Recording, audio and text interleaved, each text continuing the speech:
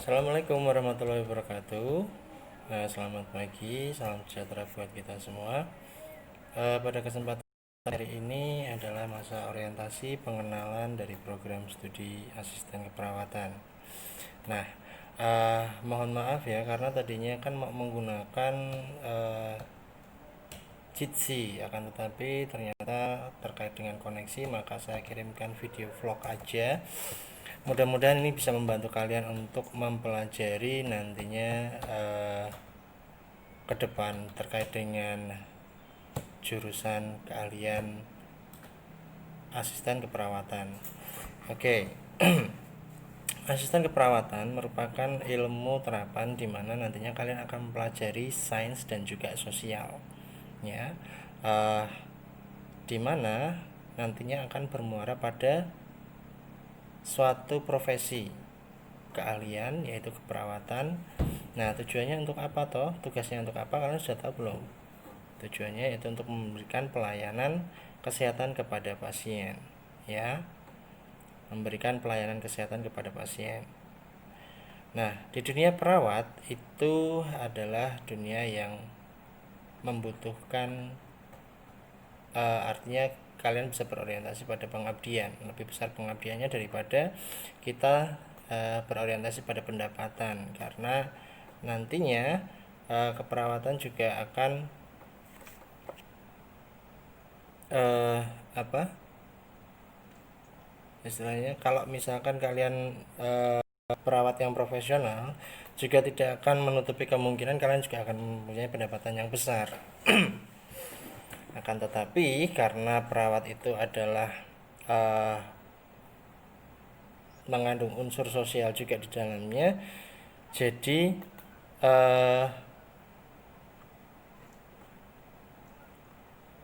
ya nantinya kita akan sama-sama belajar bagaimana kita mendapatkan pendapatan baik itu di dunia dan di akhirat nantinya, karena kita mengabdi ya. Oke. Tugas perawat nantinya itu bermacam-macam. Jadi banyak sekali, nanti tergantung dispesifikan kembali. Ya. Artinya dispesifikan kembali yaitu nanti kalian akan menjadi perawat yang profesional setelah melalui perkuliahan, ambil S1 profesi jurusan keperawatan. Nah, akan tetapi kalau SMK keperawatan bisa bekerja apa tidak? Tentu saja bisa, karena di asisten keperawatan nantinya kalian akan diajarkan bagaimana tindakan-tindakan keperawatan, ya. Hampir menyerupai tindakan keperawatan tetapi belum spesifik, ya. Oke. Nah, tugas perawat nantinya akan dispesifikkan tergantung kalian bertugas di mana, di rumah sakit, klinik, ataupun bisa jadi di PMI misalkan, ya. Nah, tugasnya apa toh perawat itu? Tugasnya yaitu menjaga atau mengawasi pasien sebelum dan sesudah tindakan medis di rumah sakit ataupun di klinik. Oke, kemudian memberikan obat-obatan dan juga berkomunikasi dengan dokter. Nah, asumsi yang ada di masyarakat biasanya perawat itu adalah seorang pembantu dokter. Akan tetapi kita hapuskan untuk asumsi itu, ya. Karena di sini kalau perawat profesional itu adalah rekan seorang dokter, rekan kerja atau partner, ya. Jadi kalian bisa memberikan masukan kepada dokter bahwasanya kondisi pasien seperti ini, bla bla bla bla, harusnya terapinya seperti ini. Itu bisa kalian sarankan. Artinya nantinya kalian bukan sebagai pembantu dokter atau asisten dokter, karena kalian bisa berkolaborasi dengan tim medis atau dokter. Tim medis bukan hanya dokter ya, tapi juga laborat, kemudian radiologi dan lain sebagainya. Kalian bisa berkolaborasi karena nantinya seorang perawat adalah yang berjaga 24 jam berinteraksi dengan pasien, Lain halnya dengan dokter, laboran, ataupun radiologi. Kalian yang akan mengawasi kondisi kesehatan pasiennya nantinya ya. Kemudian untuk prospek pekerjaannya ya, seperti yang tadi saya sempat singgung, di mana perawat itu bisa bekerja di pelayanan darah atau PMI ya. Kemudian bisa jadi perawat ICU, perawat IGD. Nah, yang sekarang baru tren yaitu adalah caregiver, di mana caregiver itu adalah perawat yang memberikan pelayanan tapi satu pasien dengan satu perawat. Artinya nanti kalian akan memberikan sebuah asuhan keperawatan ya, di mana kalian nanti akan menjaga pasien tersebut, bisa jadi di rumah, di apartemen, ataupun di kediaman pasien ya. Oke, nah bagaimana cara menjadi perawat ICU, perawat IGD? Ya tadi yang saya sampaikan, kalian juga setidaknya harus lanjut ke jenjang yang berikutnya untuk menjadi perawat yang profesional. Nah, kalau sebagai asisten keperawatan di sini kalian nantinya akan berkolaborasi terlebih dahulu dengan tim medis atau khususnya di bagian perawat ya. Dan kalian nantinya akan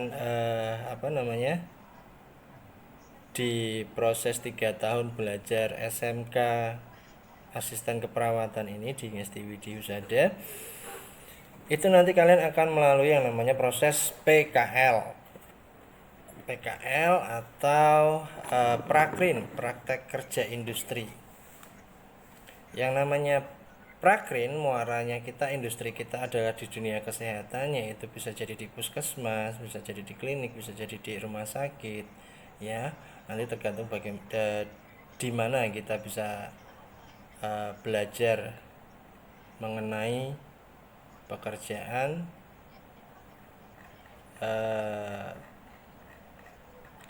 sesuai yang ada di lapangan ya.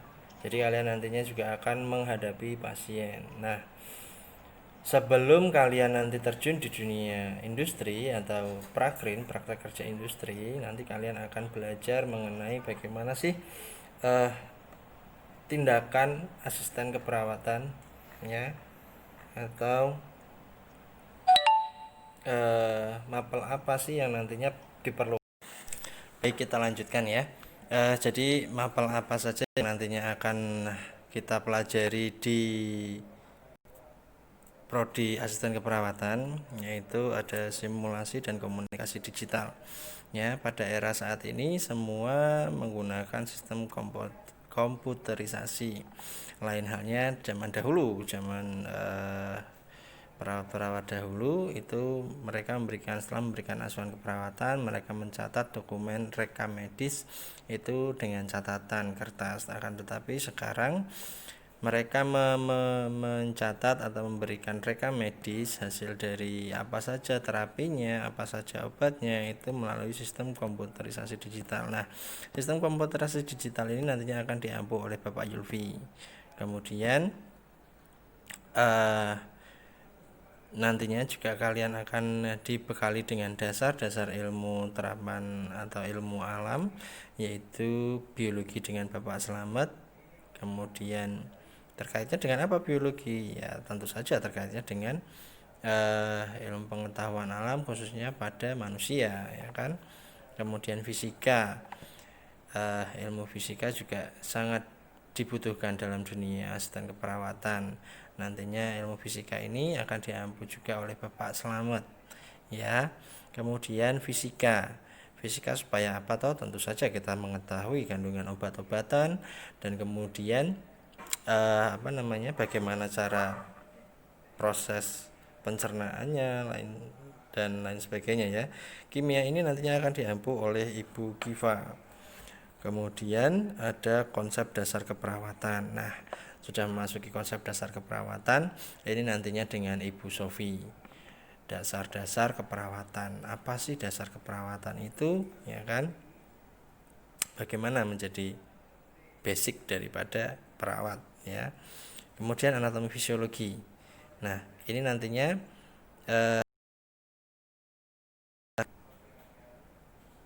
terkait dengan anggota tubuh, ya, anggota tubuh pada manusia.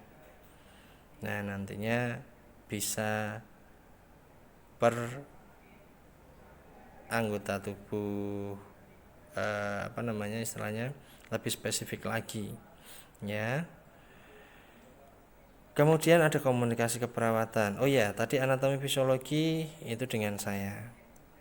Oke, kemudian komunikasi keperawatan itu juga dengan saya, karena perawat itu bisa juga memberikan terapi dengan menggunakan komunikasi. Nah, komunikasinya itu berupa komunikasi terapeutik. Jadi terapi komunikasi itu pasien bisa menyembuhkan dengan tidak obat. Artinya kita bisa menyembuhkan dengan rasa caring kita, dengan rasa perhatian kita yang kita curahkan terhadap pasien. Tidak menjadikan pasien itu sebagai objek, namun pasien itu adalah subjektif. Nah, oke. Kemudian komunikasi keperawatan tadi saya yang mengampu, ya. Kemudian ilmu kesehatan masyarakat itu dengan Bapak Kawi. Nah, karena beliau sudah sepuh, nanti harapannya kalian bisa ketika ada pembelajaran ilmu kesehatan masyarakat bisa ke bagian ke bawah, turun ke lantai 1 untuk menemui Bapak Kawi. Nanti pembelajarannya bisa saja di ruangnya Bapak Kawi atau tidak, bisa kalian di perpustakaan, ya. Kemudian oke, sementara itu dulu dari saya. Apabila ada pertanyaan silahkan bisa japri di nomor saya, boleh meminta dari Pak Yulfi, dan juga langsung saja apabila kalian mau mencatat di 085234140045, ya. Terima kasih. Assalamualaikum warahmatullahi wabarakatuh.